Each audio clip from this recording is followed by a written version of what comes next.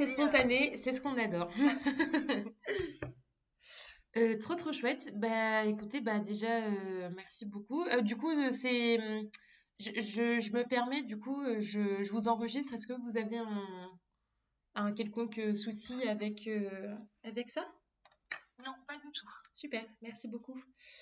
Bah, du coup, je voulais d'abord vous demander du coup de vous présenter, par exemple, votre parcours, qu'est-ce qui vous a amené du coup à faire votre profession et aussi comment vous en êtes aussi arrivé à comment vous avez pu obtenir du coup la terre que vous cultivez actuellement, du coup.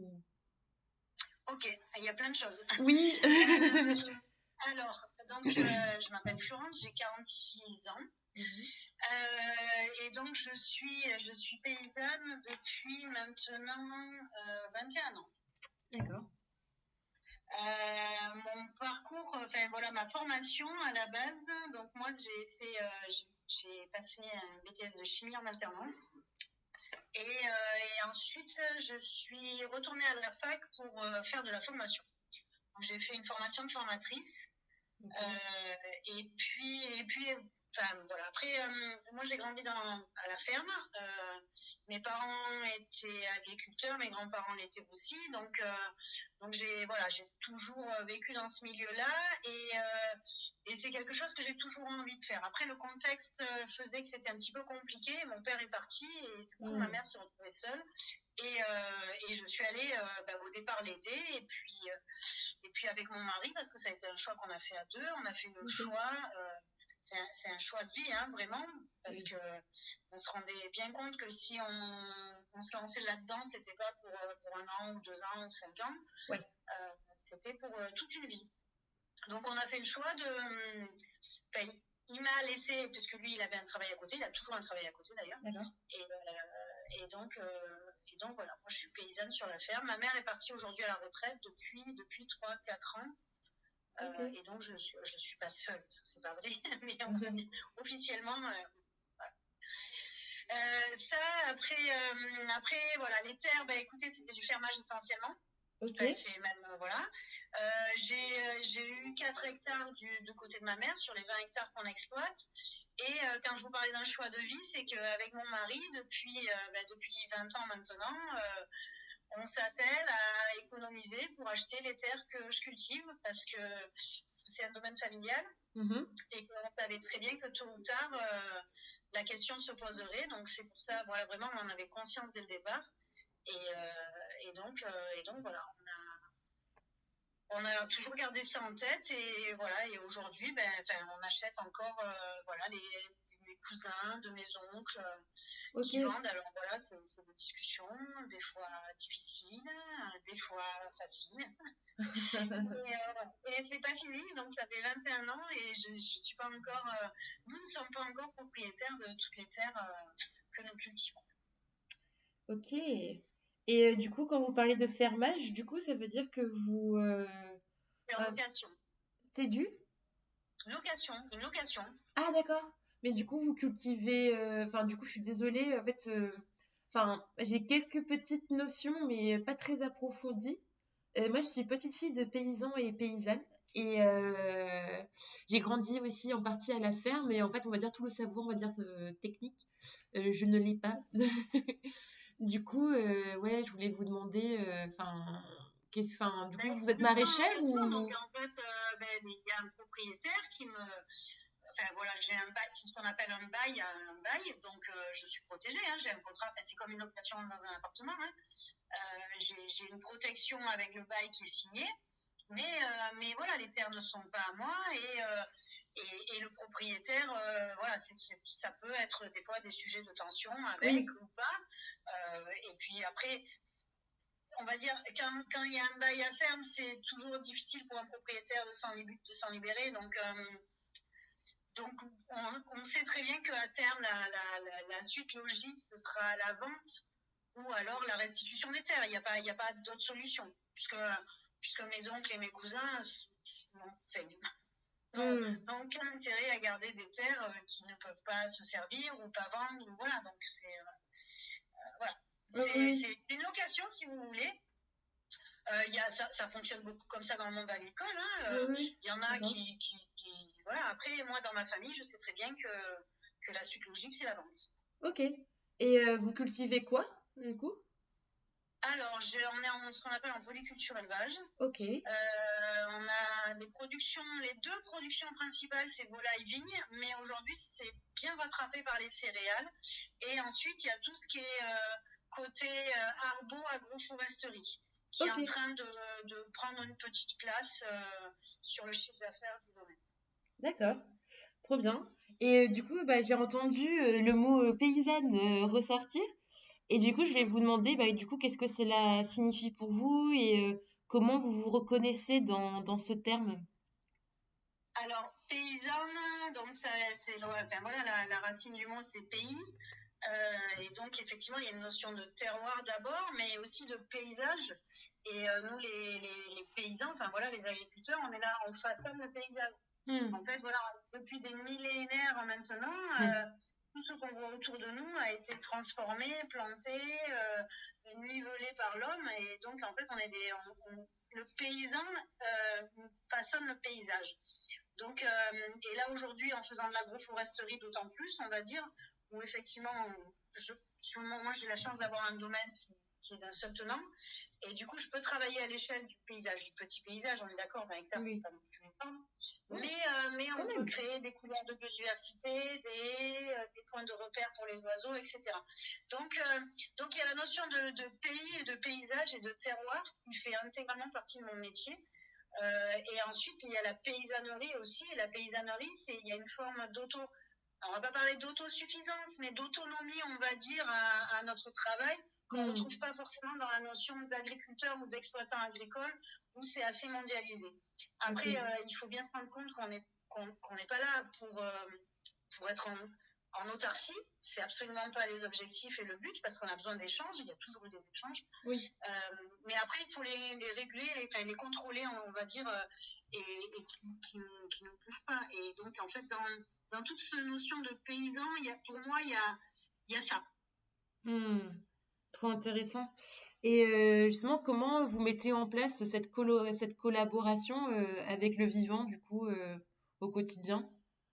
Sur la ferme. Oui. Alors, c'est un travail de longue haleine. En fait, c'est ce qu'on appelle. On a fait ce qu'on appelle une transition agroécologique. Aujourd'hui, ça a ce nom-là. Hein. Hmm. Quand on faisait ça, nous, à l'époque, ça avait absolument pas de nom. Et on faisait n'importe quoi pour les autres. Nous, ça a été d'abord économiquement qu'on a commencé cette transition. Parce qu'en fait, moi, quand je suis arrivée, mon père était parti, il y avait de très grosses difficultés économiques. Et donc, on a réfléchi à optimiser, on va dire, entre guillemets, déjà le coût, les coûts de production. Donc, on a fait une réflexion de fond là-dessus.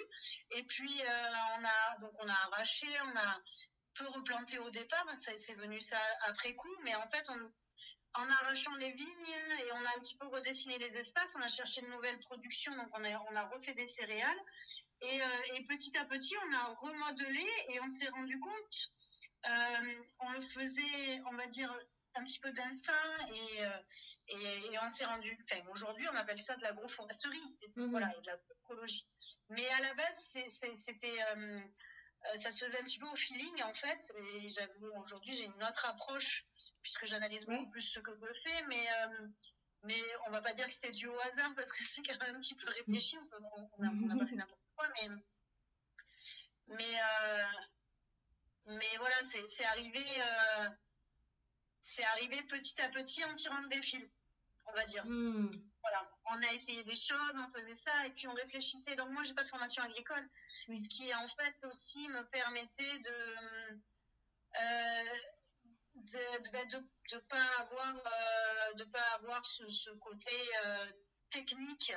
Et j'ai beaucoup plus travaillé sur une approche écologique en fait, Oui. et de bon sens. Parce qu'en fait, c'est ça, on a perdu beaucoup de bon sens avec une agriculture qui est un petit peu hors sol, alors que moi, dans ma réflexion et dans la manière dont je travaillais, un champ de vigne, il fait partie d'un ensemble, ou un champ de cerisier, ou un champ de blé. Et il n'est pas à sortir. Voilà. Donc, Donc voilà, et puis petit à petit, ben, on est arrivé au modèle qu'on a aujourd'hui avec une alternance de culture au niveau spatial et temporel Mhm. qui fait que ça fonctionne plutôt pas mal. Et économiquement, il y a une résilience et environnementalement aussi, pour le moment, en tout cas, on tient le choc, on va dire. Après pour combien de temps on sait pas, mais aujourd'hui, voilà, le résultat de 20 et quelques années de travail est là. Ah, trop chouette. Et on en tire aujourd'hui, voilà, que du bénéfice, quoi. Hmm. Trop, trop bien. Bah, justement, je voulais aussi vous poser la question de votre recherche d'autonomie énergétique, financière, technique et tout. Comment est-ce que ça se répercute sur votre gestion quotidienne de votre ferme, du coup? Est-ce qu'on peut appeler ça une ferme, du coup? Oui, oui, oui, c'est une ferme. Ouais. Enfin, c'est une ferme, oui, une ferme. Alors, ma recherche d'autonomie, ben, au départ, on va dire, on a pas mal écouté. Ben, d'abord, moi, je vous dis, j'avais pas vraiment de connaissances, donc on a bien dû s'appuyer. Oui, Et puis ensuite, on nous a dit qu'on faisait n'importe quoi, c'est vrai? et que c'était dangereux ce qu'on faisait, qu'on allait tout perdre, etc. Mais en fait, ça nous paraissait tellement logique qu'on a fini par s'écarter un petit peu de ça, des techniciens, enfin voilà, Est-ce parce que que vous ça nous... pouvez en dire plus, du coup? Ben, si vous voulez, les amendements qu'on faisait, où on s'occupait, enfin, on travaillait avec les volailles, puisqu'avec on a notre fumier, enfin, Hmm. avec les carences qu'on pouvait éventuellement risquer de créer, avec ces modes de culture, enfin, voilà, avec l'enherbement, avec tout un tas de choses, si vous voulez, de pratiques qu'on avait mis en Oui, place, où nous, on sentait que ça allait fonctionner. Alors, ça a mis du temps, parce qu'en fait, euh, l'agroécologie et l'agroforesterie aujourd'hui, et c'est ça que les gens ont du mal à comprendre, c'est que ça met du temps à se mettre en place. ouais. On n'a pas les résultats tout de suite. Et c'est ça la notion aujourd'hui, je pense, et c'est pour ça que ça bloque beaucoup, parce qu'en fait, on est dans une temporalité où on doit aller très vite. Le monde, voilà, il tourne vite. Et si on ne voit pas les résultats tout de suite, ben, ça ne marche pas. Alors qu'en fait, ça marche, mais il faut être un petit peu patient et il faut laisser le vivant le temps de se mettre en place. Et puis, des fois, quand on lui change voilà, sa manière de travailler, et ben, c'est un peu compliqué pour lui. Donc, il faut un petit peu de temps. Ouais. Mais donc, je ne sais plus c'était quoi votre question. Non, du coup, justement, c'est dans la recherche d'autonomie. Du coup, comment est-ce que ça se répercute? Mais du coup, je vois que vous avez aussi, du coup, adapté votre rythme à celui de l'écosystème, quoi, du coup, de la nature. Complètement. Et après, ben là, donc, ça fait maintenant quelques années, je dirais 6 ans, 5, 6 ans, enfin un peu plus peut-être. Au départ, je me suis ouverte sur l'extérieur Ok. de manière un petit peu différente, plus autour de l'accueil et on va dire beaucoup plus techniquement depuis 5 ans où je suis rentrée dans un groupe, un GI2E agroforestier, où là, on va dire mes pratiques sont reconnues et valorisées et alors que c'était absolument pas le cas avant. Ah, donc du coup, vous avez un retour, enfin, une valorisation, du coup, une reconnaissance aussi, du coup, de vos pratiques aux yeux Complètement, de ouais, ouais. d'autres? Alors pas par tout le monde, on est bien Ok. d'accord, hein. Ah, ben, trop bien. mais, mais aujourd'hui, on va dire ce qui paraissait, où on avait l'impression que je faisais n'importe quoi, ça a du sens. Et il y a eu d'autres techniciens qui sont arrivés. Et, enfin voilà, il y a toute cette mouvance agroécologique, agroforestière euh, qui va dans le même sens. Donc on se retrouve sur tout un tas de sujets. Ah, ben, trop Et génial. j'apprends aussi beaucoup parce que moi, il y a des choses qui me semblaient évidentes et en fait, aujourd'hui, tout ça s'explique. Voilà. Et donc, il y a un petit peu, il y a ce côté technique qui rejoint un petit peu l'empirique, on va dire. Hmm, Et ça permet aussi d'être plus audible dans ce qu'on fait. ouais. Est-ce que du coup, ce sont des choses que vous avez à cœur de transmettre, du coup? Oui, oui, oui, complètement. Ah ouais, ouais. Et puis bon, on est fiers, quoi. Enfin, je veux dire, c'est une belle récompense aujourd'hui de voir ça. Hmm. Parce que ça a été difficile quand même, hein. Hmm. Non, mais Faut pas j'imagine. croire, là, c'est ce que je disais à une réunion là samedi. je dis, enfin, voilà, la transition s'est faite quand même dans la sueur et dans les larmes parce que ça n'a pas été toujours facile, ne serait-ce que d'assumer nos choix et puis bon, ça a demandé quand même beaucoup de travail parce qu'en fait, il faut se rendre compte que les mises en place sont difficiles. Ensuite, une fois que ça a pris son rythme, ça fonctionne bien, mais la mise en place est difficile. Ok. Parce que du coup, Et il faut pardon. réfléchir, il faut. Et puis on sait jamais. Enfin, aujourd'hui, c'est plus facile parce qu'il y a toute cette mouvance. Mais à l'époque, je vous dis, il fallait quand même assumer vraiment ses choix. Est-ce qu'on se plante pas? Est-ce Ouais, que ouais. voilà. Ok, parce que du coup, avant, enfin, la ferme, du coup, ne suivait pas les méthodes et les pratiques que vous mettez maintenant en place, du coup? Bah, disons qu'on a assumé d'avoir de l'herbe dans les vignes, par exemple. On a voilà ce genre de choses-là. Et puis alors voilà, ça, ben, on est pile dans le sujet, mais Ouais. nous étions deux femmes sur la ferme. De quoi? Deux femmes sur la ferme. Ah, d'accord.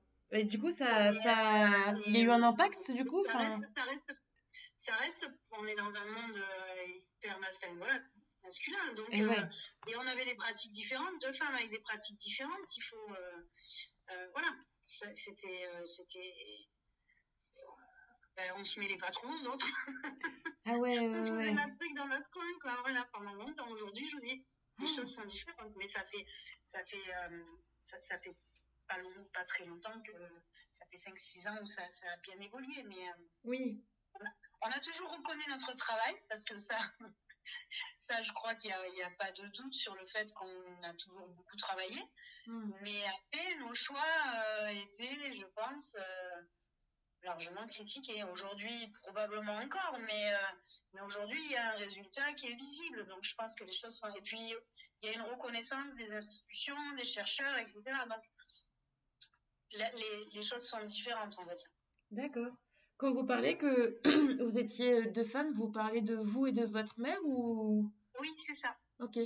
Et ouais, c'était pas... Enfin, comment est-ce que vous étiez reçus, du coup, perçus par vos pères, du coup Ben, ouais, enfin, je dirais, on s'est jamais fait maltraiter, mais après, voilà, on n'a jamais eu de rapport non plus. Il y a quelques voisins qui on s'entendait très bien, Hmm, mais on s'est jamais trop mêlé en fait. On ne se sentait pas à notre place. Enfin, je vous hmm. dis, en plus avec les pratiques qu'on avait, c'était, enfin voilà, on se sentait pas à l'aise avec les autres paysans. Les assemblées générales des coopératives, des choses comme ça, c'était toujours une épreuve d'y aller, quoi. Ok, ça l'est encore aujourd'hui? Ben non, parce que je suis sortie d'un certain nombre de choses D'accord. où en fait on fait pas mal de ménage et on choisit aujourd'hui une manière de travailler un petit peu différente. Et non, aujourd'hui on a pris beaucoup d'assurance puisqu'on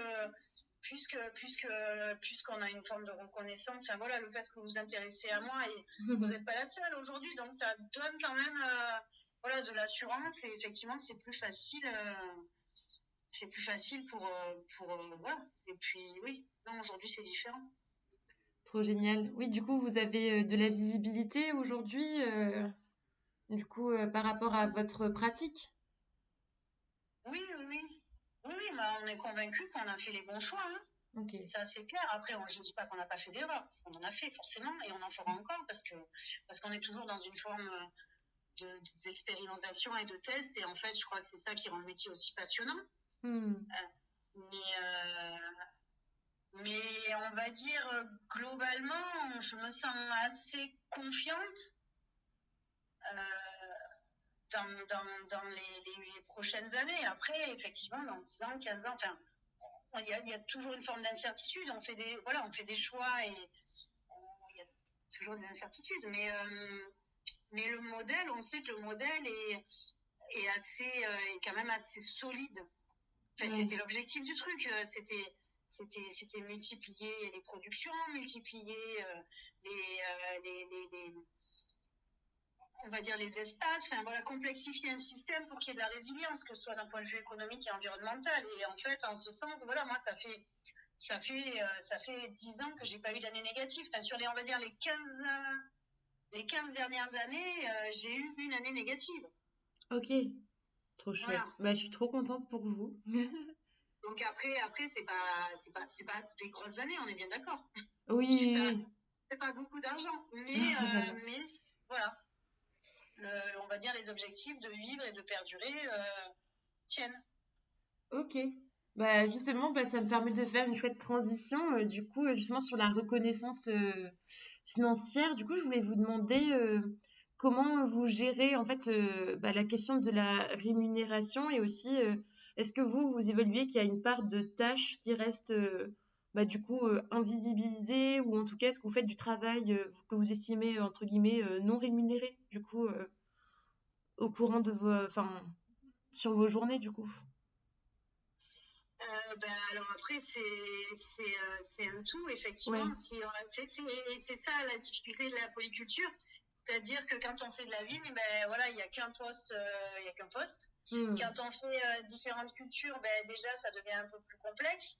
Et ensuite, quand on fait en sorte que les choses s'entremêlent, comme voilà l'agroforesterie où je mets des poules dans mes cerisiers, et je vais épandre mon fumier dans les vignes et dans le blé, Mhm. et ben là, c'est quasi impossible de calculer les coûts de production et le temps passé d'un poste à l'autre. D'accord. Parce qu'en fait, il y a tout qui est mêlé. Et Et, ouais. et calculer les charges, enfin voilà, ça reste par poste, ça devient très très complexe. Après, moi je suis pas là-dessus, donc ça me pose pas de soucis plus que ça. Euh, on est paysan, enfin voilà, moi je fais beaucoup de ventes directes. Hmm. Aujourd'hui, moins qu'avant, plus qu'avant, pardon. Je fais plus de ventes directes qu'avant parce que les ventes en expédition ont baissé. D'accord. Mais ça prend beaucoup de temps, effectivement. Mais ça, tout le monde le sait aujourd'hui, que ce soit les livraisons, que ce soit voilà, l'emballage, les mises en place, etc. Et la vente en elle-même. Et ouais. Ça prend énormément de temps. On est obligé de faire de la communication, on est obligé de faire tout un tas de choses aujourd'hui qui prennent, qui ont pas, oui, voilà, oui, comme vous dites, c'est un petit peu du temps caché, des coûts cachés, et puis des réflexions aussi sur les stratégies Oui. qu'on doit mettre en place. Et puis aussi, sur voilà comment on envisage l'avenir. Hmm. Ouais, sur un petit peu du moyen long terme. Oui. Et tout ça, oui, non, c'est sûr que ça prend du temps. Après c'est ça qui fait, enfin, pour moi, c'est ça aussi qui fait l'intérêt du métier quelque part. Ouais. Donc, Oui, oui. mais voilà, tout ça, ça prend du temps. Et puis après, il y a aujourd'hui moi, dans la manière dont je travaille aujourd'hui, il y a tout cet aspect de transmission aussi. Bon, je suis ferme pédagogique, mais je vous réponds à vous. Mais en janvier, j'ai eu 3 groupes d'étudiants qui sont venus. 4, pardon, 4 groupes d'étudiants qui sont venus, que j'ai reçus gratuitement. Hmm. Voilà, donc tout ça, c'est du temps aussi. Et Et, ouais. voilà, alors des fois, je vais me faire payer. Et aujourd'hui, d'ailleurs, il y a une reconnaissance aussi là-dessus, sur le temps qu'on passe à recevoir des techniciens ou travailler sur des projets, ou répondre à des questions à des chercheurs, ou recevoir des groupes de paysans, d'échanges de pratiques, etc. Donc ça, aujourd'hui, de plus en plus, c'est rémunéré. Et je milite pour ça aussi, parce que je trouve que le temps du paysan doit être payé. On fait appel à son... C'est pas que moi, hein, on est d'accord, Ouais. on est quand même plein dans ce cas-là. On fait appel à son expertise, à son expérience, et ça a de la valeur aujourd'hui. Donc on a travaillé pendant tous des années pour acquérir ça, et pendant longtemps, on se faisait un petit peu utiliser, sous prétexte que derrière, on allait pouvoir s'en servir. Mais Hmm. voilà, il y a des enveloppes pour des projets, des choses comme ça, et le fait que le paysan ait une rémunération sur ses temps passés, quand il participe à des projets, c'est complètement normal. Mais ça devient, on va dire, beaucoup plus courant. Ok. Ouais, parce que justement, bah, là, du coup, par curiosité, mais je me demande, par exemple, votre mère qui, elle aussi, était paysanne, est-ce que du coup, elle percevait une rémunération? Enfin, comment ça se passait pour elle et est-ce que du coup, vous percevez la différence entre son vécu et le vôtre? Du coup, est-ce qu'il y en avait une? Là, ces dernières années, ouais, je vous dis, ça change quand même, ça s'accélère un petit peu. Hein. Après, ben non, nous, pendant longtemps, on a travaillé, ça a été difficile, je vous dis, hein. Bon, la situation, quand j'ai commencé, moi, j'ai commencé avec d'énormes dettes. Donc, pendant très Hmm. longtemps, j'ai dû travailler pour rembourser des dettes qui n'étaient pas les miennes. Donc, Ouais, donc ça nous a mis, si vous voulez, une forme de discipline, de gestion, qui, aujourd'hui, on le gagne encore, ouais, ouais. en fait. Voilà, parce qu'on n'avait pas le choix.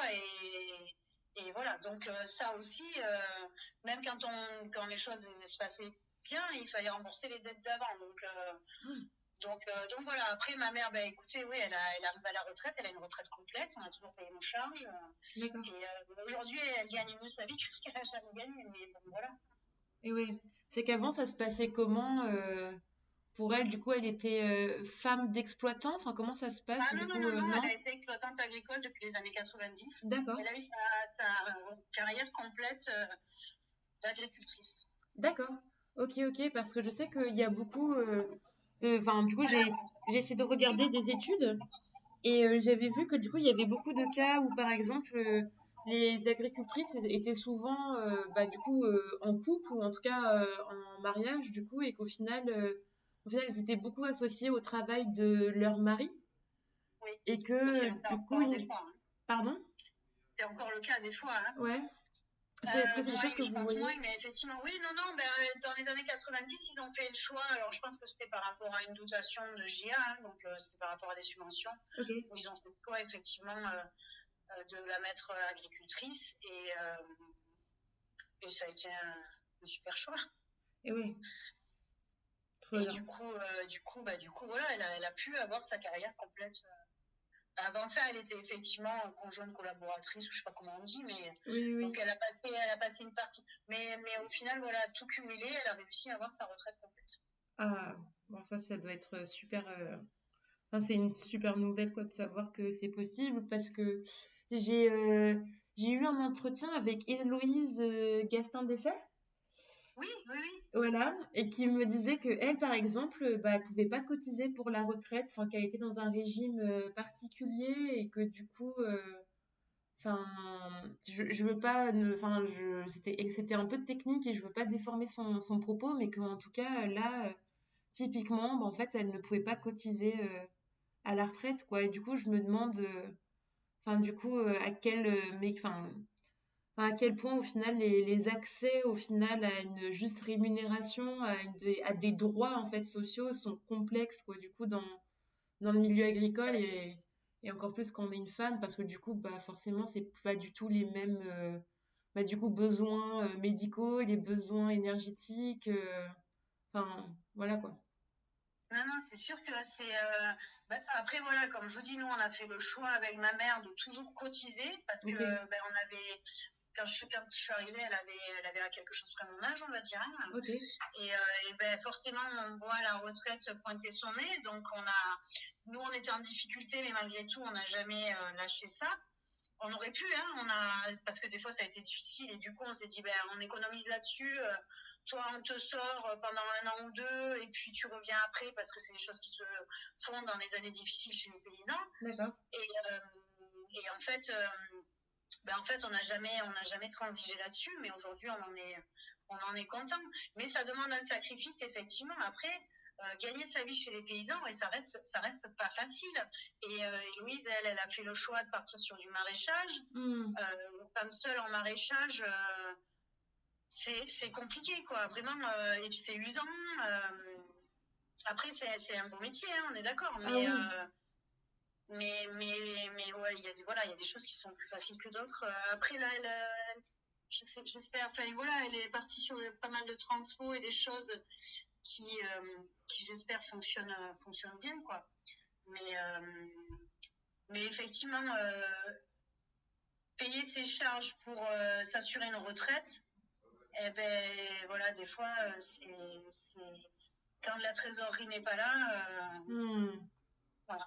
Enfin, après, voilà, ça c'est vraiment un choix. Enfin, moi, je pense que quand on est paysan et qu'on fait ses preuves, on ne devrait pas avoir ce genre de charge à payer. On travaille d'un point de vue, enfin voilà, sociologique et on a une utilité pour la collectivité qui est importante. Et en fait, c'est des questions effectivement qu'on ne devrait pas avoir à se poser, quoi. Oui, oui, oui, non, mais bien sûr, bien sûr. Et en plus, bah, du coup, enfin, en tout cas, le rôle de paysan, paysanne, du coup, il est ultra important dans le sens où, bah, il y a quand même un objectif de nourrir la population locale. Du coup, enfin, comment est-ce que vous percevez ce rôle, justement, et est-ce que vous pensez que ça influence votre rapport au consommateur? Euh, ouais, ouais. Ben, après, même dans notre manière, nous, de vivre, hein, Mhm. mes enfants, là, j'ai mon grand qui est parti en prépa à Montpellier. Donc, il est seul et je lui dis, je t'ai pas nourri pendant 18 ans, faut que tu ailles bouffer de la merde. Donc, dans les catchurines, tous les efforts, on t'a nourri en bio avec de la cuisine. Donc voilà, il y a forcément ça. C'est-à-dire que si à la ferme, nous, on mange pas bien, comment peut-on nourrir les gens voilà, et qu'ils aient accès à une nourriture de qualité voilà. Et donc forcément, voilà. Et puis après, nous, dans notre manière de travailler sur la ferme, effectivement, c'était aussi ben, de quoi les gens ont besoin. Alors bon, voilà, nous, on a fait du maraîchage pendant un certain temps parce que d'un point de vue économique, c'est très vite de l'argent en retour sur l'investissement, mais on a arrêté aujourd'hui. Moi, j'ai vieilli, ma mère est aussi, Mhm. et donc après, on a complètement arrêté le maraîchage. Et franchement, pour nous, ça nous a changé la vie aussi. Ok. On fait de la farine, par exemple, et on fait d'autres produits, alors pas forcément de base, mais aussi voilà, qui sont complémentaires et qui peuvent apporter aussi du plaisir dans la manière de faire. Mais par contre, voilà, on travaille sur la qualité. Ça, c'est clair. Et Mhm. les consommateurs, ben, je pense que les consommateurs s'y retrouvent. Sur la volaille, ils vont peut-être acheter euh, une volaille un peu moins souvent parce que ben, le porte-monnaie n'est plus là et qu'on mange moins de viande aussi, ça on le ressent. Ouais. Mais ça n'empêche pas que notre manière de travailler aujourd'hui, elle est connue et on est reconnu là-dessus. Et en fait, on a des clients qui sont fidèles. Voilà, pas Ah, forcément super réguliers, mais oui. parce que voilà, mais fidèles. Ah, c'est chouette. Vous reconnaissez les gens, enfin, vous créez du lien avec vos consommateurs, consommatrices, du coup. Forcément, Hmm. forcément, il y a un aspect social à la ferme qui est indiscutable, on va dire. Ok. Ouais. Et justement, j'allais vous demander, j'ai l'impression que du coup, dans la paysannerie, du coup, dans le rapport au paysage, le rapport aux gens, à vos clients, clientes, mais aussi à la terre, du coup, j'ai l'impression qu'il y a une grande part, on dirait qu'il y a une grande, je sais pas, qu'il y a une part de sensibilité. Est-ce que du coup, c'est quelque chose que vous vivez au quotidien ou en tout cas dans votre profession, du coup, enfin, dans votre manière De de... sensibilité, il y a une forme d'émerveillement, on va dire. Enfin, en tout Hmm. cas, moi, dans la manière dont je travaille et la nature, je l'aperçois, il y a de l'émerveillement parce que ben, on s'émerveille du pouvoir qu'elle a, de ce qu'elle peut faire et voilà. Et il y a plein de choses encore que moi je ne m'explique pas, mais qui sont là. Enfin, et puis ça fonctionne comme ça et on comprend. Et encore, voilà, c'est très bien d'ailleurs. Après, la sensibilité, ben, il y a cette sensibilité où les gens vont me dire, ah là là, ça, j'en ai plus vu depuis que j'étais petit, ou comme vous m'avez dit, le premier truc que vous m'avez dit, c'est mon grand-père était paysan. Enfin, ça, on Hmm. l'entend constamment. Si vous voulez, il y a un côté patrimonial où aujourd'hui, on est presque des animaux en voie de disparition. Et du coup, on se raccroche à un passé qui nous rassure. Oui, Et il c'est y a des vrai. fermes, il y a des modèles de fermes qui correspondent plus à ça. Le mien en fait partie. J'ai pas de vaches, mais j'ai des animaux quand même. Ouais, ouais. Et du coup, il y a ce côté où voilà, on se fait une représentation avec notre passé et on l'idéalise un petit peu, quoi. Oui, Donc oui. oui, il y a forcément une forme, oui, il y a de la sensibilité dans ce qu'on représente et le rapport avec nos clients. Ouais. Oui, tout à fait. Et du coup, bah, justement, enfin, est-ce que, bah, du coup, votre sensibilité, enfin, est-ce que vous percevez, du coup, l'impact du changement climatique sur vos pratiques, du coup, Ou Oui, comment est-ce que oui, vous oui, imaginez même oui, bah oui, l'évolution de on vos travaille pratiques? là-dessus. Oui, bah, les gelées tardives qui sont plus fréquentes, les gros coups de chaud, les sécheresses, enfin tout ça, oui, c'est notre quotidien aujourd'hui. Ben, avant, on parlait d'années normales et des années exceptionnelles. Aujourd'hui, le rapport s'est complètement inversé, hein. On pouvait avoir 3 années exceptionnelles. Enfin, bon, quand je dis exceptionnelles, c'est pas dans le bon sens, hein, on est d'accord. Hmm. Et sur 10, et aujourd'hui, c'est le contraire. On va avoir 3 années dites normales sur 10, quoi. Hmm. Enfin, voilà, grosso modo, c'est les rapports qu'il peut y avoir. Et, euh, et en fait, ben, voilà. Et quand on parle de choc climatique comme ça, parce que pendant longtemps aussi, ben, on en avait un. Voilà. On avait une gelée, ou l'année d'après, ou dans 2 ans après, on avait un coup de grêle. Mais on va dire, c'était une année, un choc, une année. Aujourd'hui, on peut avoir plusieurs années, enfin une année avec plusieurs chocs en fait. D'accord. Et ça, ben, quand ça se cumule, déjà, quand on a un choc, voilà, un coup de gel en début de saison, ben, il faut tenir l'année. Mais si en plus le peu de raisin qu'on a, il est grêlé, ou alors il se prend un coup de chaud, ben ça devient, voilà, ça devient très très compliqué, quoi. Hmm. Et du coup, enfin, par rapport à ces changements-là et tout, est-ce que du coup vous changez, vous faites évoluer vos pratiques? Ah oui, oui, mais ça fait 20 ans qu'on travaille dessus. Ah ouais? Comment ça Et se oui. comment ça C'est se... pas, je vous dis, comme au départ, c'était pas forcément pour le changement climatique et les machins, mais en fait, on Ouais, s'est rendu compte qu'en laissant la nature agir un peu plus, et ben, le résultat, il était là aussi. Et, d'accord. du coup, du coup, voilà, on a une vigne qui est sûrement un peu plus résistante que Ok, celle de nos voisins. Je passe moins de produits phyto, donc ça me coûte moins cher aussi. Enfin, d'un point ensuite, c'est on y gagne économiquement, hein. ok. Mais, oui, forcément, on est obligé d'adapter nos pratiques à ce qui se passe. Et puis l'agroforesterie, le fait de planter des arbres ou d'alterner les cultures, tout ça, c'est des réflexions qu'on a en pensant aussi au changement climatique.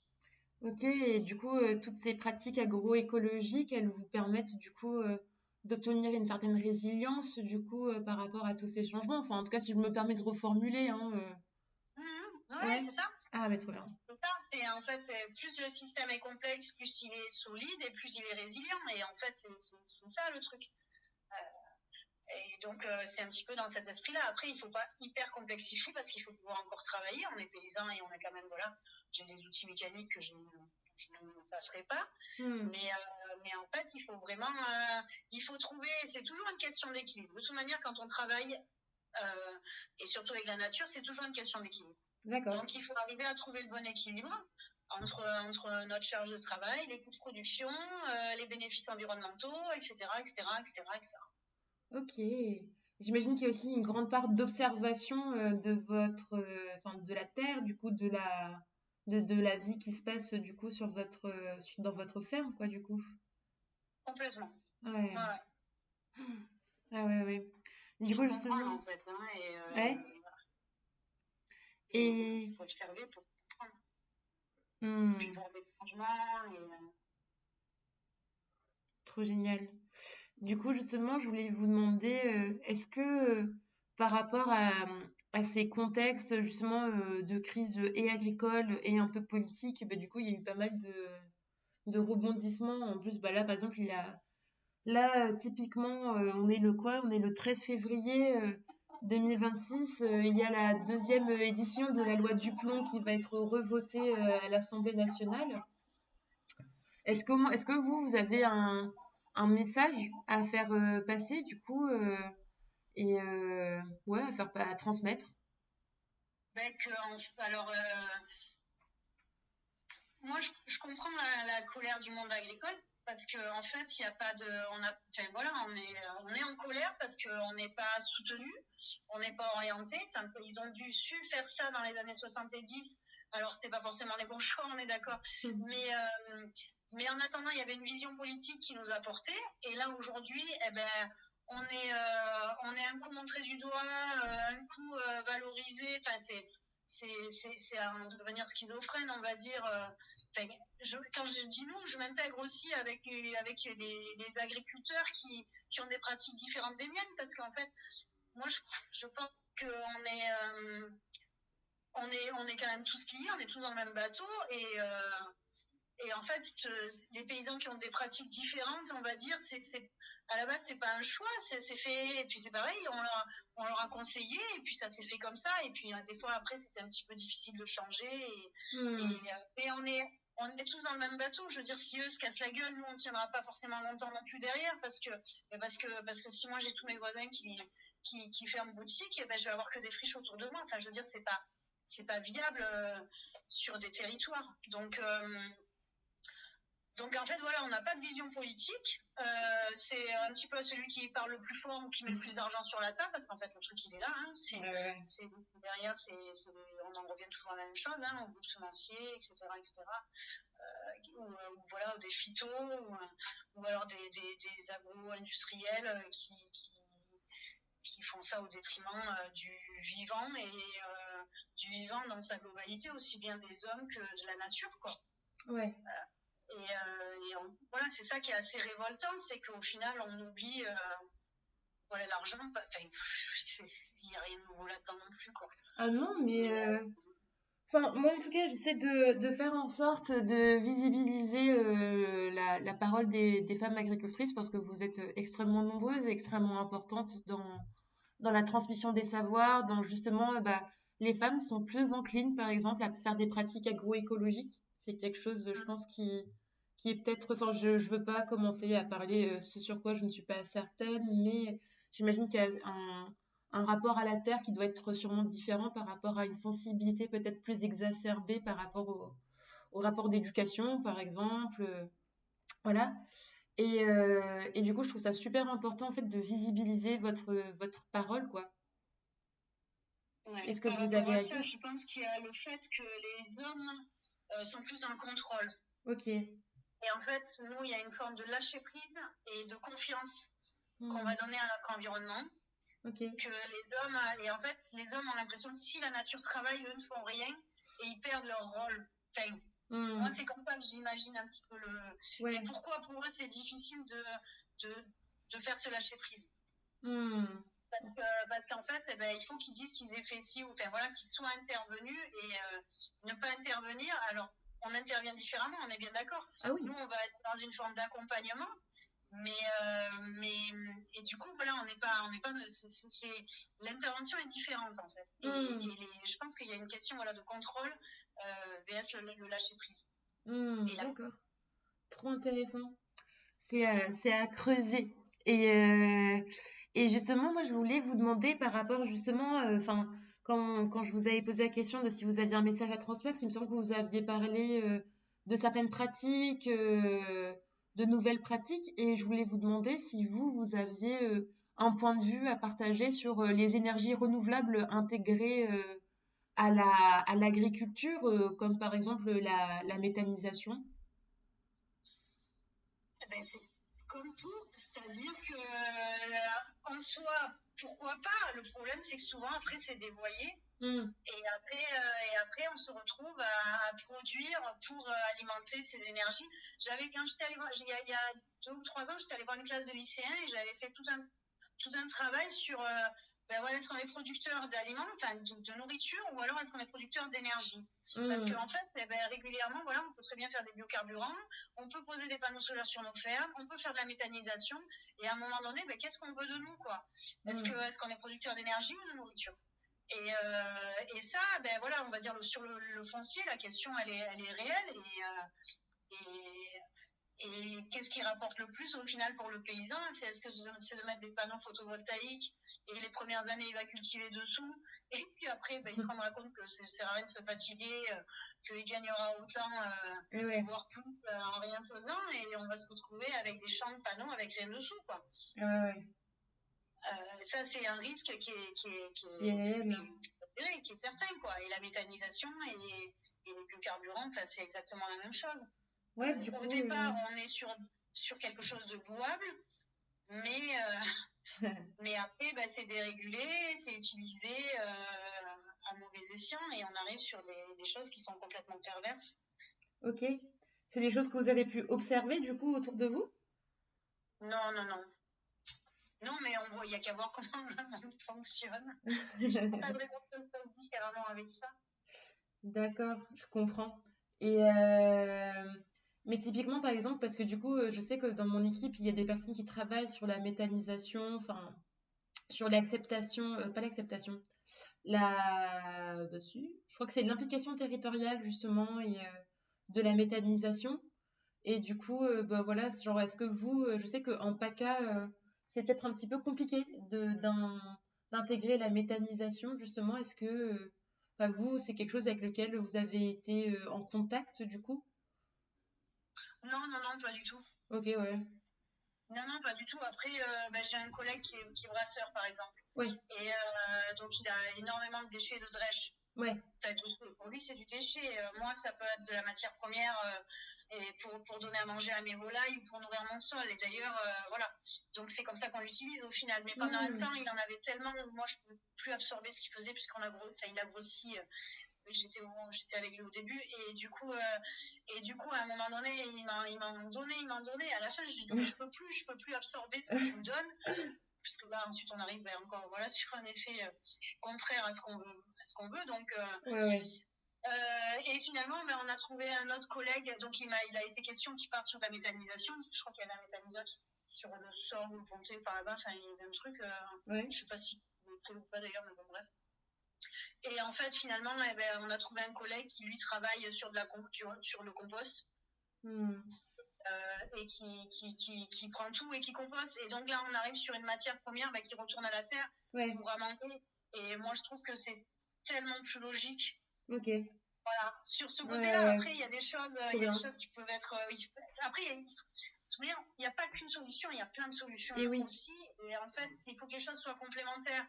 Là, il a une solution à 3 km de chez lui qui lui permet de faire passer ses déchets. Ouais. Et voilà, et après, il y en a peut-être. Et puis bon, après, on est sur des quantités qui restent encore acceptables. Ouais. Mais il y a des fois où effectivement, ça peut être des solutions. Mhm. C'est des combinaisons de solutions qu'on doit trouver, il n'y Et en a pas oui, qu'une, quoi. c'est vrai, tout à fait. Et trop bien, bah merci beaucoup pour ce retour-là. Et je voulais vous demander aussi, en tant que paysanne, du coup, si vous aviez un mot à dire à un grand public, du coup, sur votre position, votre vécu, quelque chose que vous souhaiteriez partager, laisser aux gens, du coup, qu'est-ce que ce serait? Euh, Qu'est-ce que je pourrais dire? Oh bah prenez le temps. C'est des métiers qui sont des métiers passion, Mhm. qu'on ne fait pas ça si on n'aime pas ça, que c'est des métiers où il faut être curieux, enfin c'est vraiment, moi je trouve, voilà, il y a la curiosité, euh, il y a aussi de l'imagination, parce qu'en fait, il y a toujours de nouvelles choses à créer, à inventer, à refaire. Enfin voilà, c'est un métier, je pense, si voilà, il ne faut pas avoir de limites dans ce qu'on veut faire ou mettre en place. Ouais. Et puis, c'est un métier aussi où il faut être un petit peu idéaliste parce qu'on rêve quand même d'un monde où tout marche bien et pour y tendre, il faut y croire, quoi. Hmm. Trop bien. Ben écoutez, ben, je vous remercie pour ce témoignage qui est super enrichissant. Merci pour le temps, du coup. Je vous tiens au C'est mon courant. moulin qui tourne à côté, je suis allée voir 2-3 fois si tout allait bien. Polyvalente. On ne perd pas notre temps. Eh, mais oui, voilà, du coup, je vous tiens au courant de l'évolution du cours, du coup, du suivi de l'article. Je vous l'envoie en pré-rédaction avant Ok. de le publier et tout, pour être sûr que ça vous aille bien. Et nanana, tout ça. Je voulais aussi vous dire, je pense que du coup, l'enregistrement, là que je viens de faire, bah, du coup, je pense que ce serait bien aussi de le valoriser et de le publier du coup sur YouTube. Vous me dites si vous êtes d'accord ou pas. Ok, vous voulez, enfin, parce qu'il est vachement long, mais après, Bah, ça s'écoute comme un podcast, hein. Je sais pas si vous connaissez le podcast La Terre, un podcast à soi. non, mais oui, non, mais si vous voulez, il n'y a pas de souci. Ah, mais trop Allez-y. génial. Bah, après, ouais, c'est un petit partage que je vous fais. Ça s'appelle un podcast à soi. C'est Arte Radio qui le fait.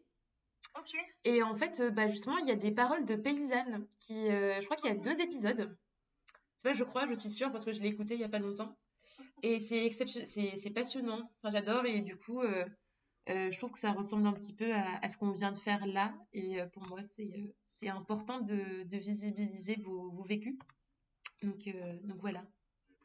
ben, je veux Merci. bien, oui, je veux bien que vous m'envoyiez les liens, enfin voilà, parce que moi je vais pas me Ouais, rappeler de carrément. ce que vous m'avez dit là-dessus, mais avec plaisir. Et après l'article, donc redites-moi où il va être visible, publié, Ouais.